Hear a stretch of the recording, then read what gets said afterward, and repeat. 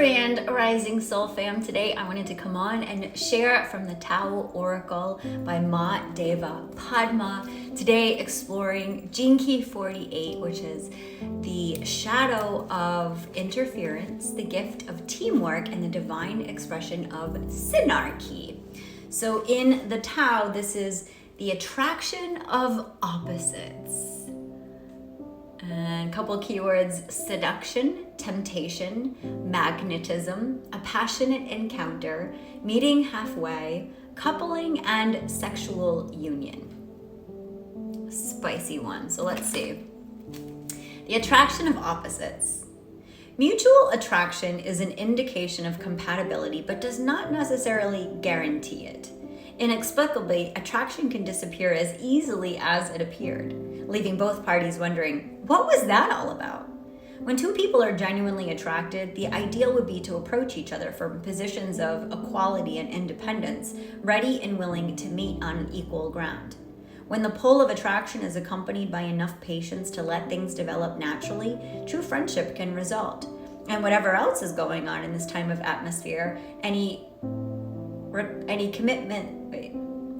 whatever else is going on in this type of atmosphere, any commitments made are based on respect for each partner's uniqueness and independence.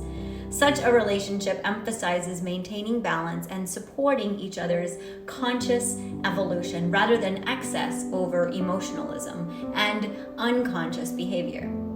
We all know about that enticing nature of what's been forbidden and the not so attractive outcome after going there.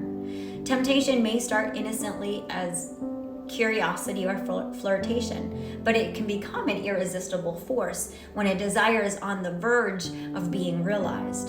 And when the enticement is strong enough and self-awareness ignored, we can rapidly fall into a state of eager self-delusion, unable to stay in touch with reality, rationalizing every word and gesture to justify our actions. Acting out of passion alone considerably increases the chance of disillusionment and regret later on. As soon as the magnetic pull of temptation succumbs to a sense of urgency, at least one of the partners has become heavily invested in a particular outcome.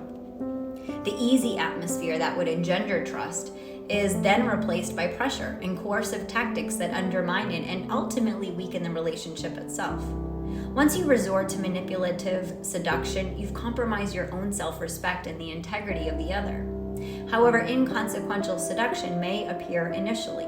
Once the magic evaporates, you're not only left with a bitter taste, but must deal with the demands for resolution. Needless to say, the return to normalcy and a firm foundation can be traumatic and a long, drawn-out affair when we deny the part we've played in any deception, place blame elsewhere, and avoid taking responsibility for our naivete or impulsiveness. A powerful attraction deserves to be acknowledged, but from a cooler, uninvested perspective. Take time to consider your evolving feelings regarding the other. Where there is balance, there's unity and progress, but to become affiliated with a person of weak character out of your own unawareness would be a pity. Spiritual traditions acknowledge in a variety of ways the central importance of learning to unite wisdom and passion, the head and the heart. The sacred art of Tibetan Buddhism, for example, depicts the literal coupling of deities, representing the perfectly balanced, ecstatic union of two equally powerful energies. This image can serve as a reminder of the power of conscious consummation. Here are the changes. You may feel like you resonate with one, or maybe two, or maybe you have Gene Key 44 in your Gene Key chart. So here we go. Here are the lines. Line 1, bottom line. Be alert to anything that might be undermining well-being. Every time your mind sweeps up in extremes, take note and nip it in the bud. Otherwise, out of unawareness regarding the power of your own thoughts, you can easily dally in little intrigues that would soon become big dramas. Line 2. Negative thinking is like a virus. It needs to be checked when it first appears so that it doesn't spread. You must be very diligent to clear your mind of inner complaints and judgments. At the same time, avoid becoming influenced by someone else's unhealthy attitude. Line 3. You've become preoccupied, and the direction you're attracted to is prompting hesitation and uncertainty. The situation is uncomfortable, but if you press forward, you're choosing to resist the natural support of Tao. It's best to become clear within your own mind before making any moves. Line 4.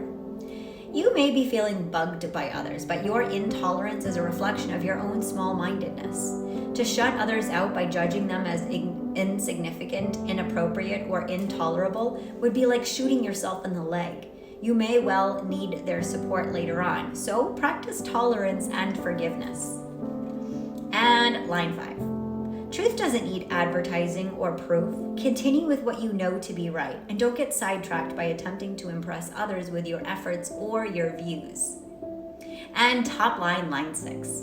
You're damned if you do and you're damned if you don't. This is one of those times when you'll be judged unfavorably, whatever you do.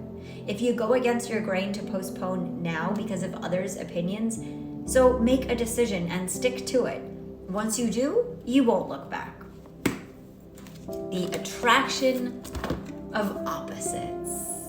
Oh, the attraction of opposites.